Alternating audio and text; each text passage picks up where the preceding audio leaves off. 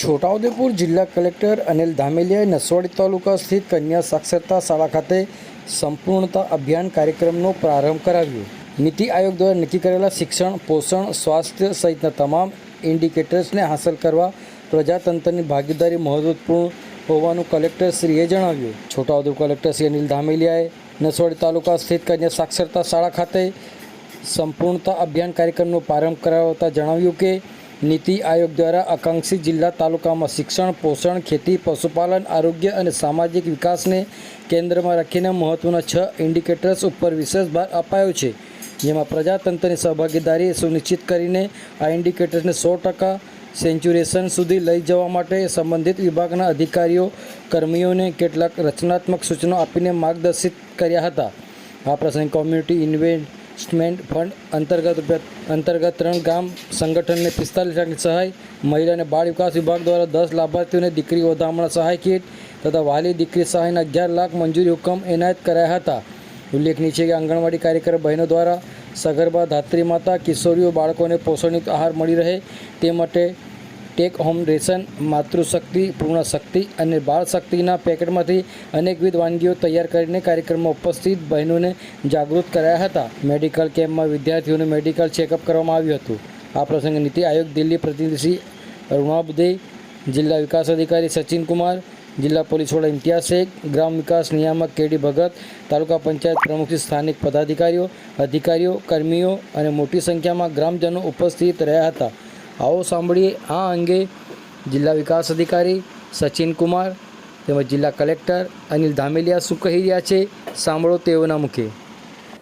આજ રોજથી સંપૂર્ણતા અભિયાનની શરૂઆત કરવામાં આવી છે. નીતિ આયોગ દ્વારા જે એસ્પિરેશનલ બ્લોક્સ છે ત્યાં 39 ઇન્ડિકેટર્સની ઓળખ કરી છે.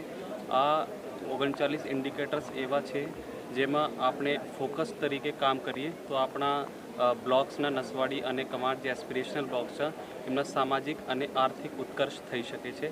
આ 39 ઇન્ડિકેટર્સમાંથી સીઈઓ નીતિ આયોગ દ્વારા 6 ઇન્ડિકેટર્સની પહેચાન કરી છે. આ 6 ઇન્ડિકેટર્સ એવા છે જે આપણા આરોગ્ય, પોષણ અને NRLMના છે. આ 6 ઇન્ડિકેટર્સ મેં 4 જુલાઈથી શરૂ કરીને 30 સપ્ટેમ્બર સુધી આપણે સેચ્યુરેશન કરવાના છે, એટલે 100% સિદ્ધિ આમાં મેળવવાની છે.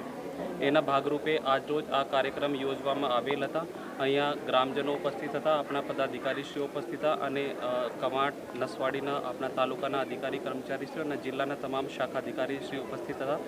તમામને માન્ય કલેક્ટર સાહેબ દ્વારા અને નીતિ આયોગ દ્વારા માર્ગદર્શન પૂરું પાડવામાં આવેલ છે તથા અમે બધા મળીને એ કોશિશ કરીશું કે આપણા 30 સપ્ટેમ્બર સુધી આ જો 6 ઇન્ડિકેટર્સ છે આમાં આપણે 100% સિદ્ધિ મેળવી લઈએ. Thank you.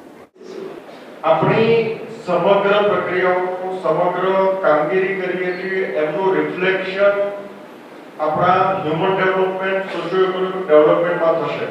સામાજિક આર્થિક વિકાસ અને સાથોસાથ એમનું માનવ વિકાસમાં પરિવર્તિત થાય એ મુજબના 5 વિભાગોની પસંદગી કરવામાં આવી. આપણા તમામ પ્રયત્નો અને આપણી સમગ્ર સોસાયટીનું પ્રતિબિંબ આ 5 વિભાગો છે અને એ પૈકી અમુક પેરામીટર્સ એવા છે કે જેમાં આપણે પાયાથી કામગીરી ચાલુ કરીશું તો એ વિકાસ પ્રતિબિંબિત થશે. એ જન્મ વખતે બાળકોનું ઓછું વજન એ માત્ર એક ઇન્ડિકેટર નથી કે તમે કોઈ કરેક્શન કરશો કે એક યોજનાનો લાભ આપી દેશો, એક કોઈ ગોળી આપી દેશો અથવા તો એક કીટ આપી દેશો તો બાળકોનું વજન સુધરી જશે. તમારી સમગ્ર મહેનતનું પ્રતિબિંબ ત્યાં મળશે. એમાં સામાજિક આર્થિક વિકાસની અંદર કામ કરતા તમામ વિભાગો, આરોગ્યના વિવિધ પેરામીટર, જ્યાં સુધી આપણે જીવન ચક્ર અભિગમ, લાઈફ સાયકલ એપ્રોચ જ્યાં સુધી અપનાવીશું નહીં, એમાં કરેક્શન માટેના પ્રયત્નો નહીં કરીએ ત્યાં સુધી એમાં પ્રતિબિંબ નહીં થાય.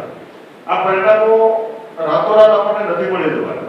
આમની અંદર આપણે ધારીશું કે આપણે 2 મહિનામાં કે 3 મહિનામાં કામગીરી કરીને તમામ પેરામીટર્સમાં ખરા ઉતરીશું એવું શક્ય નથી. નીતિ આયોગે એમના 2 વિભાજન કરી દીધા. એક આપણા એવા કાર્યક્રમો અથવા એવા ઇન્ડિકેટર્સ કે જેમની અંદર આપણે તાત્કાલિક પરિણામ લાવી શકીએ. આપણી કક્ષાએથી આયોજન કરીને જો પ્લાનિંગ કરીએ તો સરળતાથી એમાં પરિણામ આવી શકે. જેમ કે ગર્લ્સ ટોયલેટ નહીં હોય શાળાની અંદર તો એ પરિણામ આપણે આયોજન કરીને એમની અંદર લાવી શકીએ અને એ સિવાય અન્ય આપણા સપ્લિમેન્ટરી ન્યુટ્રિશન આપતા હોય પૂરક પોષણ આપતા હોય તો એ પૂરક પોષણ તમામ સુધી પહોંચે એ દિશાના પ્રયત્નો આપણે પ્રથમ તબક્કે ચાલુ કરવા